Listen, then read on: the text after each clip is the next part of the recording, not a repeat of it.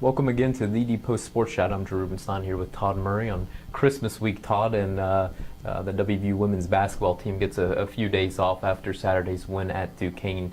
But I guess to start off with here, WVU's 10-1, won their last 10 games. Why is this team still not in the top 25? Well, I think people are still waiting for them to beat a team of note.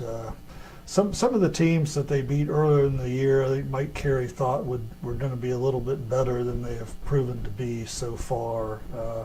Obviously, they lost the opener against Ohio State before winning 10 in a row, and the Buckeyes are still finding their way under a first-year head coach. Virginia has not been the team maybe Mike thought that they were going to be at this point, and Washington State as well. Some of those teams they beat earlier, I mean, had they been having a little bit better season by now, they probably would have gotten a little bit more respect from the voters in the top 25. But they're going to find out real soon. The first weekend of January, they're going to be in Stillwater, Oklahoma, against an Oklahoma State team that is approaching the top 10 in every national poll, and they find a way to win there like they did last year, then they will be in that top 25.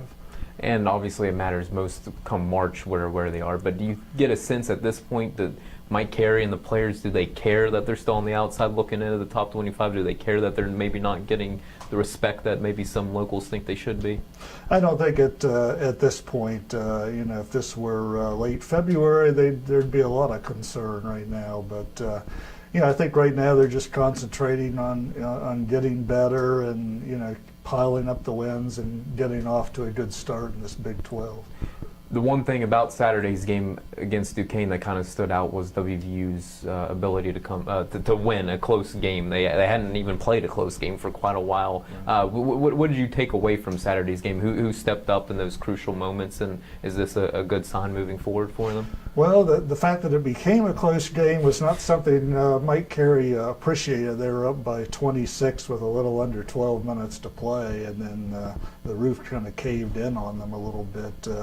I was having flashbacks to the Oklahoma game in the Big 12 tournament when they were up by 20-some at the half and ended up losing that game, their first ever Big 12 tournament game.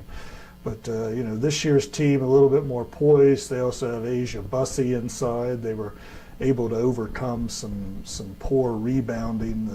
The Dukes really hurt them on the offensive end, getting second chance points and so forth. But when it came down to it, they made some big plays. They hit their free throws at the end, and after losing 2 years in a row to Duquesne, it was just, I think, a relief just to get out of there with a win. And you kind of hit on the very end there, but do you get a sense WVU's upperclassmen, seniors, they have a lot of them, are poised and calm in those types of situations? They've certainly been in a lot of them over the years, but do you sense a difference in how this team handles that type of adversity versus how it did in previous seasons? Yeah, I think with people like Bussey, Taylor Palmer, I could see Taylor in some of the huddles talking to the players right alongside Carey. She's been through this and can help some of the younger players like Bria Holmes, for example, in some of these difficult situations. And we talked about Bria last week, and for WVU to succeed, though, how crucial is it going to be for players like Avery Fields and Linda Stepney to do things like they did on Saturday? Right. Those two in particular tend to be players that aren't always respected by the opposing defenses. If they're going to play off people, sometimes it's those two. Avery is a lot of times is left alone right around the top of the key for jumpers, and when she can hit that shot like she was doing at times against Duquesne, and Mike Carey admitted this after the game, they're going to be pretty good. She scored 15 points, which was a season high, and it was even despite missing a lot of that game with foul trouble. I mean, without her, they may not win that game. Mm-hmm. And last one, they get another break. Had a week off last week before Saturday's game at Duquesne. They get another week off before they play Elon at home, and then they get into Big 12 play. Does Mike like this long break before getting into Big 12 play, or does he wish they were maybe getting into a little bit more of a rhythm here?